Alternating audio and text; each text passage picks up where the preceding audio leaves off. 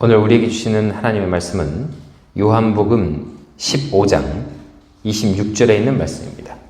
요한복음 15장 6절에 있는 말씀 다 같이 한 목소리로 하나님 앞에 봉독해 올립니다.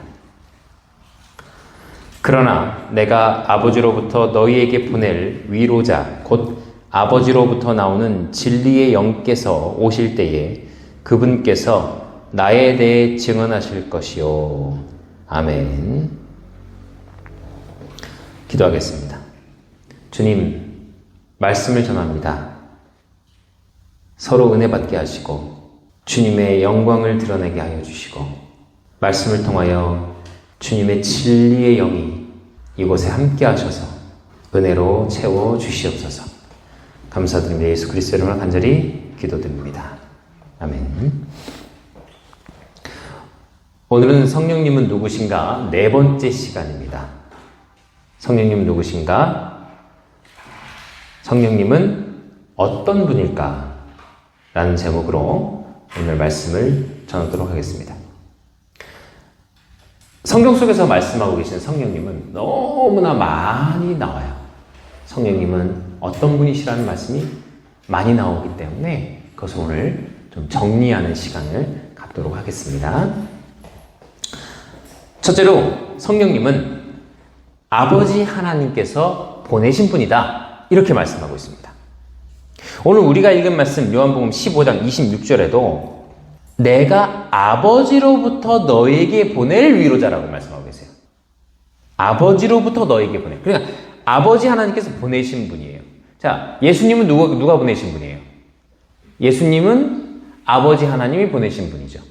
그러면 성령님도 아버지 하나님께서 보내신 분이라는 거예요. 그러니까 우리에게 역사하시고 우리에게 은혜 주시고 우리에게 능력을 주시는 그분은 바로 아버지 하나님께서 우리에게 보내신 분이다 라고 성경에서는 말씀하고 있다는 거예요. 누가복음 11장 13절 말씀에는 그런즉 너희가 악할지라도 너희 자녀들에게 좋은 선물들을 줄 알거든 하물며 하늘에 계신 너희 아버지께서 자기에게 구하는 자들에게 성령을 얼마나 더 많이 주시겠느냐 하시니라 이렇게 말씀하고 계십니다. 그러니까 성령님을 누가 준다? 구하는 자에게 누가 준다? 아버지께서 주신다는 거예요. 너희가 악할지라도 자식에게 좋은 걸 줄 알거든. 하물며 하나님께서 좋은 것을 주시지 않겠느냐. 그 좋은 것이 뭐래요? 성령님. 그럼 성령님 어떤 분이다? 좋은 분이다. 선물이다. 그러니까 우리에게 성령님을 주시는 것은 왜요? 좋은 것이라서. 좋은 것이라서 주신다는 거예요. 그러니까 자식에게 좋은 것을 주시려는 아버지의 마음이 이 성령님을 통해서 우리에게 나타난다는 거예요. 성령님을 받으면 우리가 은사가 일어나고 선물이죠. 그게 기프트. 선물. 은사가 선물이에요. 누가 주시는 거예요? 성령님을 통해서 아버지 하나님께서 주신다는 거예요. 그러면 하나님께서 성령을 주셔요. 분명히 주신다 말씀하고 있죠. 그러면 받는 건 누구예요? 우리 믿는 성도들이잖아요. 받는 건.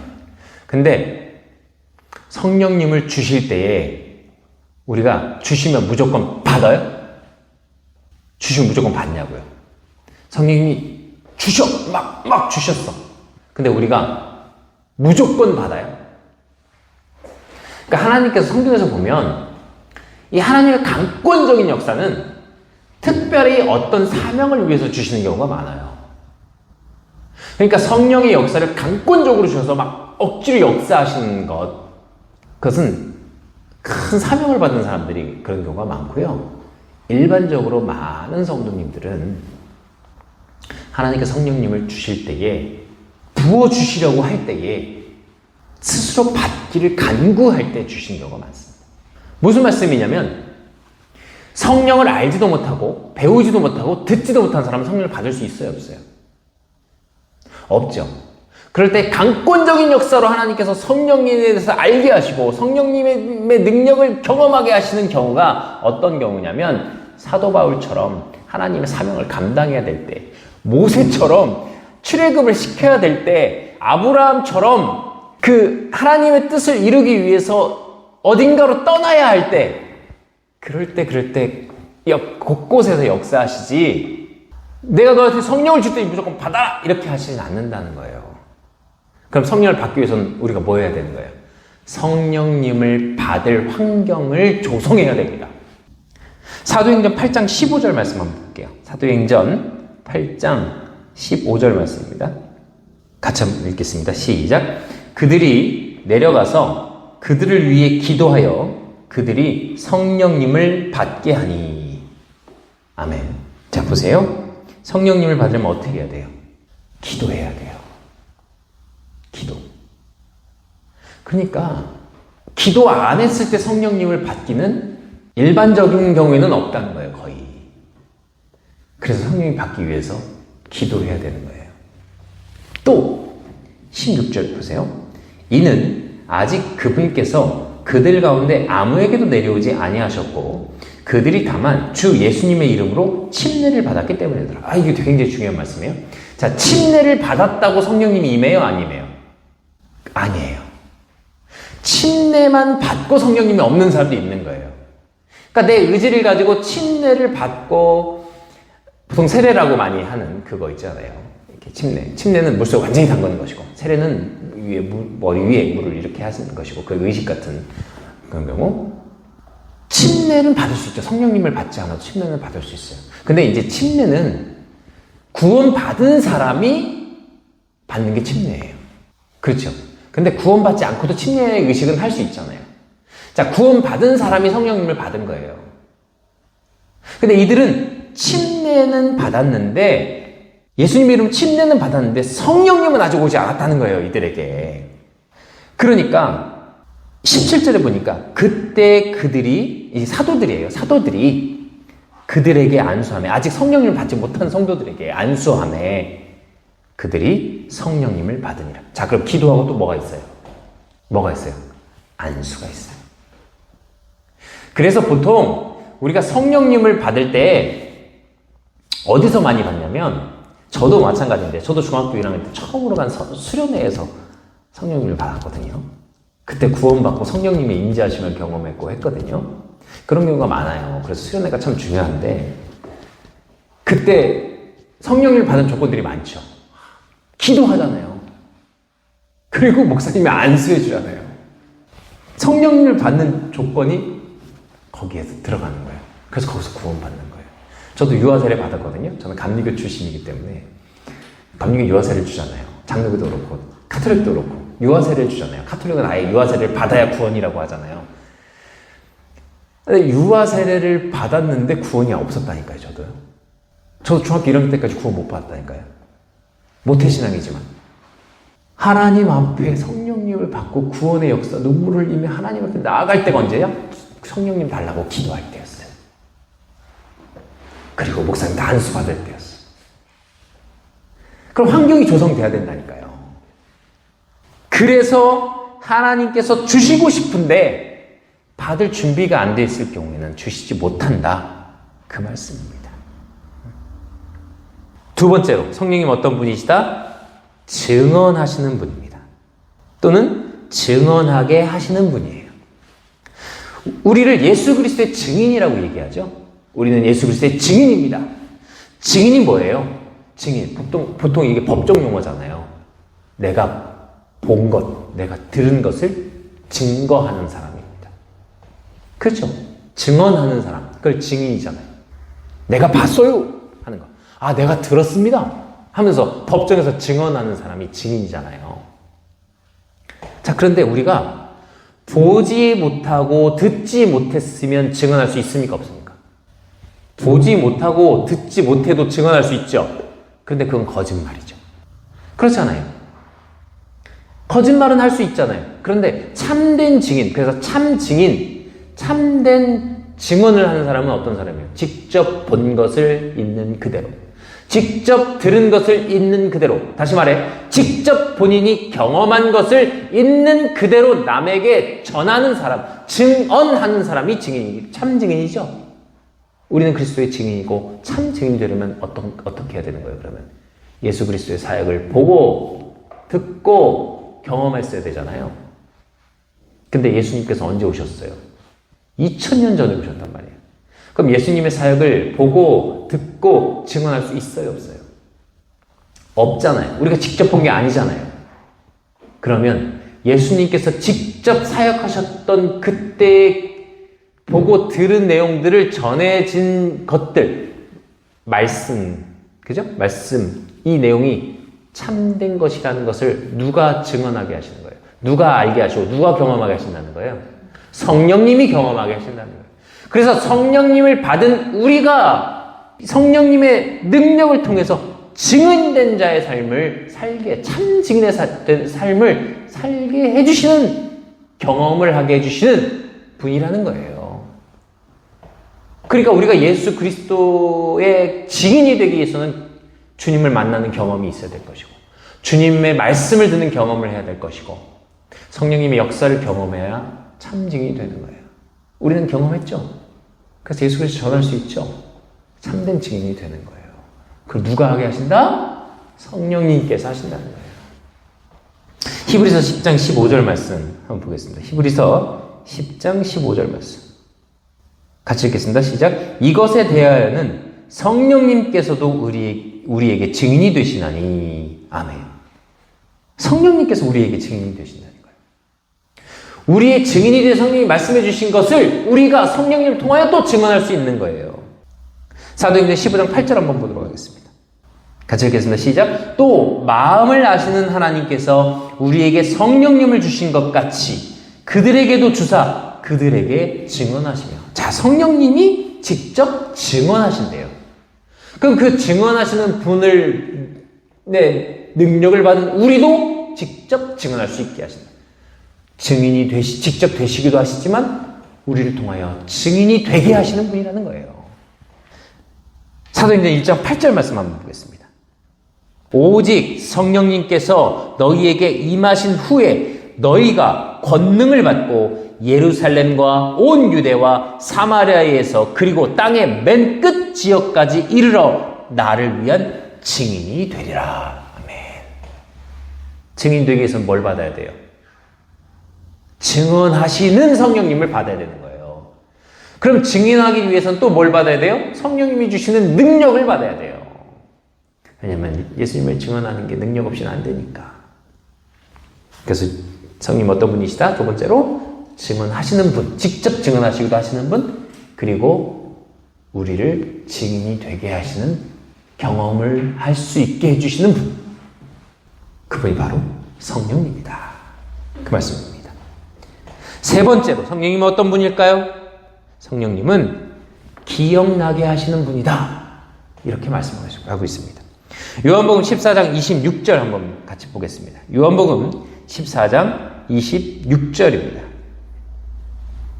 같이 읽겠습니다. 시작. 위로자 곧 아버지께서 내 이름으로 보내실 성령님, 그분께서 너희에게 모든 것을 가르치시고 내가 너희에게 무엇을 말하였든지 너희가 그 모든 것을 기억나게 하시리라. 아멘.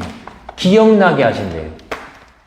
그러니까 기억나게 하실 때 그 기억나게 하시는 건 뭘까요? 기억나게 하시는 건 뭐예요? 말씀이죠. 어떤 말씀? 어떤 말씀? 예수님께서 우리에게 하셨던 말씀입니다. 자, 그래서 오늘 지금 보세요. 그분께서 너희에게 모든 것을 가르치시고 내가 너희에게 무엇을 말하였든지. 자, 내가가 누구? 여기서 내가가 예수 그리스도잖아요. 예수님이잖아요. 요한복음이잖아요. 요한복음 14장에 나오는 예수님의 말씀이잖아요. 내가 너희에게 무엇을 말하였든지 너희가 그 모든 것을 기억하게 하시라. 우리는 사실 망각의 축복이 있어가지고 많이 잊어버려요. 잘 까먹고 봤는데 분명히 봤는데 기억이 안 나. 그때 누가 기억나게 하신다는 거예요? 성령님께서 기억나게 하신다는 거예요.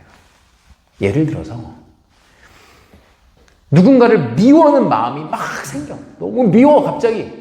그때 무슨 말씀이 생각나게 하실까? 예수님께서 하셨던 말씀. 서로 사랑하라. 그 말씀이 기억나게 하실 수 있는 거예요. 누군가 미워하는 마음이 막 들 때, 서로 사랑하라고 하셨다. 사랑해야지.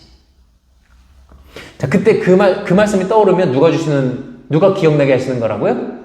성령님께서 기억나게 하시는 거라고요.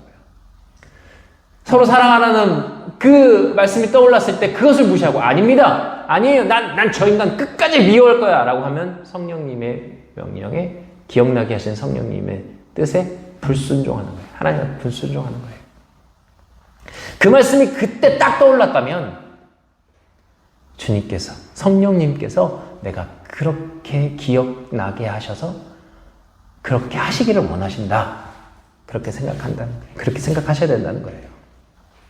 형제에게 나가라, 막 어리석은 자라고 하면 지옥불의 위험에 처하게 된다. 라는 말씀이 딱 생각나, 기억나. 그 말씀. 그때 불순종하면 누군가를 미워하는 마음. 원수까지도 사랑하라! 그 말씀 딱 떠오른다면, 저 인간이 내 원수인데, 그래도 사랑해야지. 이게 순종이고, 안 돼! 나는 저 인간 끝까지 난 원수 생각할 거야. 이건 불순종이라는 거예요.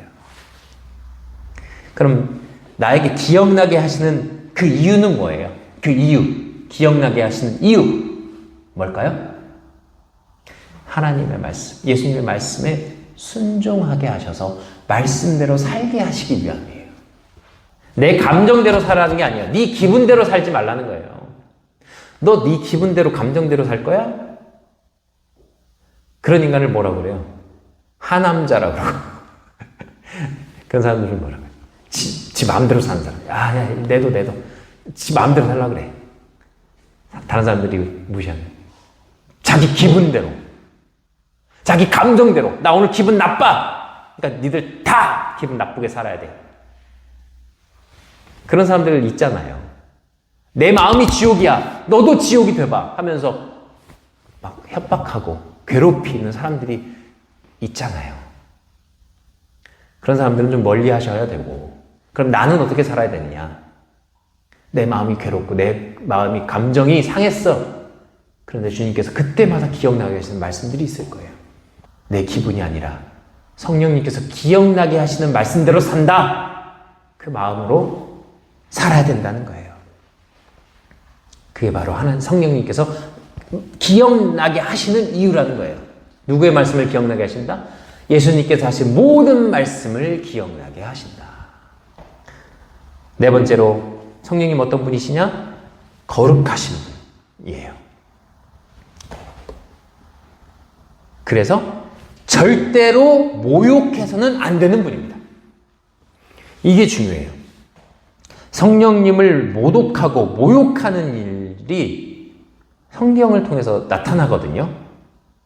그때 꽤 많은 감당을 해야 되는 일들이 생깁니다. 심지어 죽음으로써 갚아야 되는 일까지 생기게 돼요. 그래서 우리가 성령님을 절대로 무시하면 안 되고, 모욕하면 안 되고, 성령님을 회방하면 안 돼요. 그게 큰 죄입니다. 진짜 큰 죄가 돼요.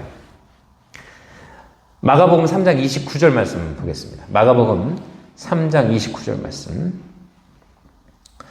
이렇게 말씀하고 계세요. 성령님을 대적하여 신성 모독하는 자는 결코 용서받지 못하고, 용서받지를 못한대요. 그것은 영원한 정죄의 위험에 처해 있느니라. 뭐예요? 지옥 간다는 얘기. 영원한 죽음에 이르게 된다는 거예요. 성령님을 회방하지 마라. 성령님을 모독하지 마라. 신성 모독이 그래서 굉장히 위험한 거예요. 성령님을 모독하는 자는 결코 용서받지 못한다. 회개도 안 되는 거예요. 그러니까 이 성령님을 회방하거나 이게 사실 쉬운 일이 아니에요. 쉽게 성령님을 회방하거나 대적하지 않잖아요. 믿는 자는. 성령님을 감히 내가 대적하여 내가 성령님을 싸워 이기겠다. 그거 누가 하는 거예요? 마귀가 하는 짓이죠. 하나님께 대적하여 하나님의 자리에 오르겠다고 마귀가 된 거야. 사탄이 된 거 아니에요. 그러니까 성령님을 대적하는 건 누가 하는 것이다? 마귀가 하는 짓이다. 그럼 내가 성령님을 대적하고자 하는 마음이 든다는 건 누가 주는 것이다? 마귀가 주는 것이다. 성령님을 모독하고 모욕한 자가 있다면 그 누가 그 안을 역사하는 것이다? 악한 영이 역사하는 것이다. 그렇게 생각하면 돼요. 이해가 되시죠? 조문학의 마귀들은요, 예수님께서 마귀들을 쫓아내시는 경우가 있잖아요. 군대라는 마귀, 군단이라는 마귀를 쫓아내서 또 돼지에게 들어가게 하시는 일이 있잖아요. 또는 누군가 예수님 앞에 이제 마귀 들린 자가 와서 예수님 앞에 사정하는 장면들이 나온단 말이에요. 그런 조물애기들은 아예 겁나서 못해요. 막 벌벌 떨어요. 근데, 그러니까, 어지간히 악한 자들도 성령을 모독하진 않아요. 웬만하면. 모욕하지는 않는 경우가 많아요. 그런데, 정말 악한 마귀. 그러니까 마귀 중에 우두머리들이죠. 그들은 성령님을 모독하는 말들을 너무 쉽게 합니다. 그런 사람들이 힘을 갖고 있으면요. 그런 사람들이 권력을 갖고 있으면요. 학살도 일어날 수 있는 것이고, 전쟁도 일어날 수 있는 것이고.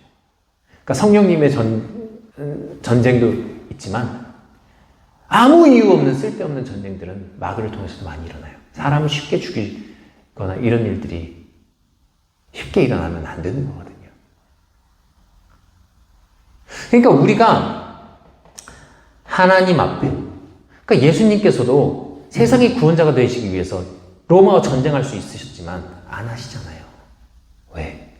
전쟁은 피를 부르는 거거든요. 예수님께서 본인만 피를 흘리심으로 온 인류를 구원하시는 역사가 예수님을 통해서 일어나는데, 자기가 뭐라고 정치적인 내가 메시아가 되겠다고 다른 나라 침공하고 그 나라 민족을 죽이고 그런 일들은, 지금 일어나는 이런 전쟁들은 하나님 뜻은 아니라는 거예요. 악한 세력이 그런 일들을 일어나게 할 수도 있다. 그런 이야기입니다. 히브리서 10장 29절 말씀 한번 보도록 하겠습니다. 히브리서 10장 29절 말씀. 같이 읽겠습니다. 시작. 하물며 하나님의 아들을 발로 밟고 자기를 거룩히 구별한 언약의 피를 거룩하지 아니한 것으로 여기며 은혜의 영께 무례히 행한 자가 당연히 받을 형벌은 얼마나 더 극심하겠느냐. 은혜의 성령, 은혜의 영께 무례히 행한 자, 당연히 받을 형벌을 얼마나 더 극심하겠느냐, 이렇게 말씀하고 있습니다. 무례히 행하는 거예요. 모욕하는 거죠. 은혜의 영을 모욕하는 자, 당연히 받을 형벌이래요. 그러니까 성령님의 그 거룩하심을 모욕해서는 안 된다는 말씀을 지금 드리고 있는 겁니다. 너무나 그게 커요. 사도행전 5장 3절 4절 말씀 한번 볼게요. 이게 실제적으로 성령님을 모욕한 자가 받은 형벌이 나오고 있어요. 사도행전 5장 3절에서 4절 말씀 같이 읽겠습니다. 시작. 베드로가 이르되 아나니아야, 어찌 사탄이 내 마음에 가득하여 내가 성령님께 거짓말을 하고 땅값의 얼마를 감추었느냐. 땅이 남아있었을 때에 내 것이 아니었느냐. 그것을 판 뒤에도 내 마음대로 할 수 있지 아니었느냐. 내가 어찌하여 이 일을 내 마음속에 품었느냐. 내가 사람에게 거짓말하지 아니하고 하나님께 하였도다 하니. 5절. 아나니아가 이 말을 듣고 쓰러져 숨을 거두매 이 일들을 들은 모든 사람들에게 큰 두려움이 임하더라. 아멘. 어떻게 해요? 즉사했죠. 물론 갑자기 죽은 사람들이 모두 성령님을 해방해서 죽은 것이다, 그렇게 말하진 않아요. 근데 아나니아는 이거는 지옥 같다고 봐요. 아나니아는 믿는 자느냐? 교회를 다니는 자였지만 성령님을 받은 자는 아니었을 가능성이 큽니다. 이 사람은 헌금을 했어요. 자기 땅을 팔아 헌금을 했어요. 그 당시 분위기가 막 땅을 팔아서 헌금하고 이런 분위기가 많이 있으니까 아나니아도 나도 해야 되겠다. 뭐 때문에요? 정말 교회를 위하여, 하나님의 사역을 위하여, 주님의 이름을 위하여 한 것이 아니라, 보면 땅을 팔아서 땅값의 얼마를 감추고 그 안에 삽비라라고 하는데, 아나니아 삽비라라고 하잖아요. 그 삽비라와 소유 하나를 팔아서 그 값의 얼마를 감추고 이걸 다 드렸다라고 거짓말을 했다는 거예요. 누구한테? 성령님 앞에 거짓말을 했다는 거예요. 뭐 때문에 했을까요? 아나니아와 삽비라가 뭐 때문에 이렇게 헌금을 했을까요? 자기 소유를까지 팔아서. 뭐 때문에? 체면치래요. 체면치. 자기 면 살려고 거짓말을 했다는 거예요. 아예 안 했으면 아나니아 삽비라 안 죽었습니다. 아예 안 했으면. 난 못하겠어. 왜? 성령님이 마음에 없고 감사함이 없어. 헌금 안 해도 되죠. 뭐. 네. 그런데 헌금을 했는데 죽었다니까요. 성령님을 회방했다니까요. 헌금을 했는데. 왜? 얼마를 감추어서. 왜? 다 했다고 하고서. 그러니까 전 일부만 팔아서 드렸습니다 했어도 안 죽었어요. 아나니아와 삽비라도 죽거든요. 근데 뭐 때문에 그래? 다 드렸습니다! 그래 놓고, 나 이런 사람입니다! 해놓고는 일부를 감췄다는 거예요. 이거 잘 아셔야 돼요. 아, 그럼 헌금 안 해야 되겠구만. 아, 그게 아니에요. 아, 안 했으면 더 좋았을걸. 그게 아니라, 차라리 안 했으면 더 좋았을 수도 있죠. 뭐예요? 중요한 포인트는 뭐예요? 헌금을 했냐 안 했냐가 중요한 게 아니라 뭐예요? 성령님을 속였느냐 안 속였느냐. 성령님을 모욕했느냐 안 했느냐는 거예요. 그 차이가 나는 겁니다. 그 포인트를 정확히 알아야 된다는 거예요. 누가복음 12장 10절 제가 읽겠습니다. 누구든지 말로 사람의 아들을 대적하면 용서받되 성령님을 대적하여 신성 모독한 자는 용서받지 못하리라.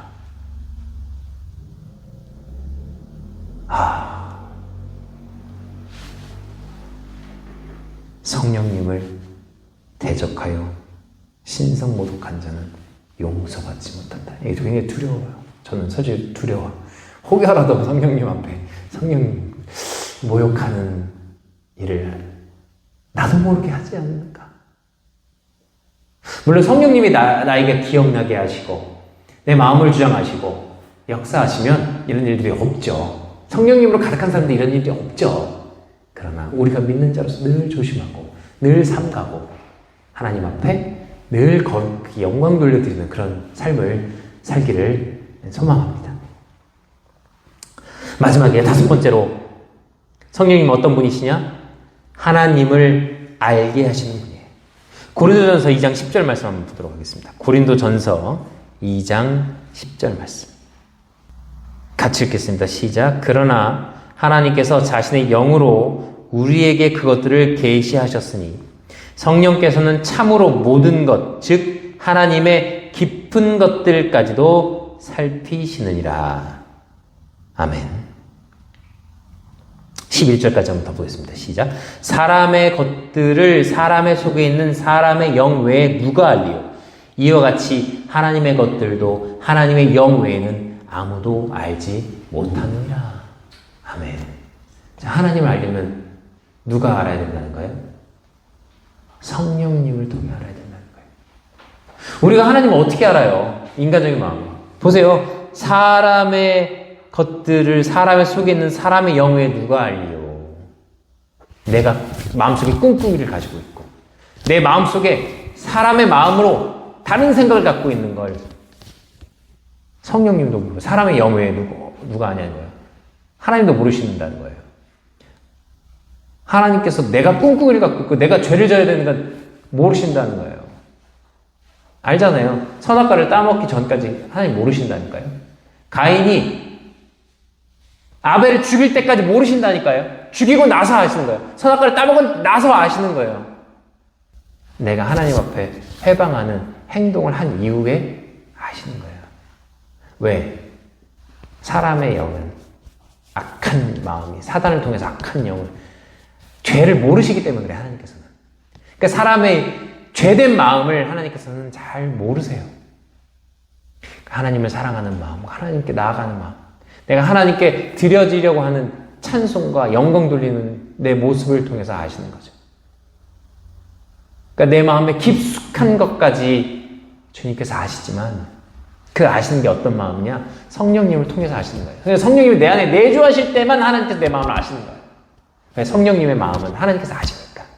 근데 성령님이 내주가 없이 악한 영의 역사를 받을 때는 하나님께서 내 마음을 모르세요. 함부로 그걸 들여다보시려고도 하지 못하시고. 이해되세요? 이 원리가 이해되세요? 하나님께서 내 마음을 아시고 내가 너를 안다 하실 땐 내 안에 뭐가 있는 거예요? 성령님이 내주하실 땐 그걸 아세요. 아신다고. 근데 내 안에 악한 영이 역사할 때는 하나님께서 내 마음을 아세요? 모르세요? 악한 영이 역사할 때. 뱀이 하와를 꼬셔서 그 선악과를 먹으려는 마음이 들 때 하나님께서 아세요, 모르세요? 모르신다니까요. 악한 생각과 악한 영의 역사를 하나님께서 모르세요. 죄를 모르시는 분이시기 때문에. 죄를 만드신 분이 아니시기 때문에 모르신다고요. 그런데 나를 아신다 할 때, 내 모든 걸 아신다 할 때 내 안에 뭐가 있을 때예요. 성령님이 내 안에 계실 때 나를 아시죠. 그 원리를 이해하시면 돼요. 아, 하나님 다 아신다면서요. 성령님이 내 안에 계실 때, 내가 너를 모른다 할 때는 내가 너를 누군지 모른다 하시잖아요. 예수님께서 지금 내가 이런 일들을 하나님의 이름으로, 내가 주의 이름으로 이런 일들을 행하셨습니다, 이런 기적을 행하셨습니다 할 때 예수님께 뭐랄까요? 내가 너를 모른다. 내가 너를 모른다. 그 모른다는 뭐예요? 모른다 할 때 그 사람은 뭘 통해서 그 역사가 일어난 거예요? 악한 영을 통해서 일어난 역사와 기적을 했을 때 예수님께서 모른다 하신다는 거예요. 내가 너를 모른다. 이해가 되시죠? 그럼 우리가 마찬가지로 우리가 하나님을 알려면, 하나님 어떤 분이시나 알 수 있는 건, 제가 지금 계속 말씀드리는 하나님 어떤 분입니다, 예수님은 어떤 분입니다, 성령님은 어떤 분입니다, 어떻게 할까요? 제가 말씀을 읽고 성령님께서 그 말씀을 깨닫게 하시는 그 지혜를 주셔서 하는 거예요. 제 능력으로, 제 머리로, 제 이해로 알 수 없어요. 하나님은 성경을 아무리 봐도 성령님이 도와주시지 않으시면 도저히 이해할 수 없어요. 그런데 성령부터 기도하는 거예요. 이 성경 말씀을 진리로 해석할 수 있는 것은 성령님의 도우심밖에 없습니다. 성령님, 하나님을, 진정한 하나님을 알게 하여 주시옵소서라고 기도하는 거예요. 그러니까 성령님은 하나님을 알게 하시는 거예요. 하나님 알고 싶으면 어떻게 하면 돼요? 말씀을 읽으면 되지만 그 말씀을 기억나게 하시는 분도 성령님이고, 그 말씀을 통해서 하나님 알게 하시는 분도 성령님이고, 그리고 내가 기도할 때 나한테 직접 말씀해 주시기도 하셔요. 그분도 성령님이십니다.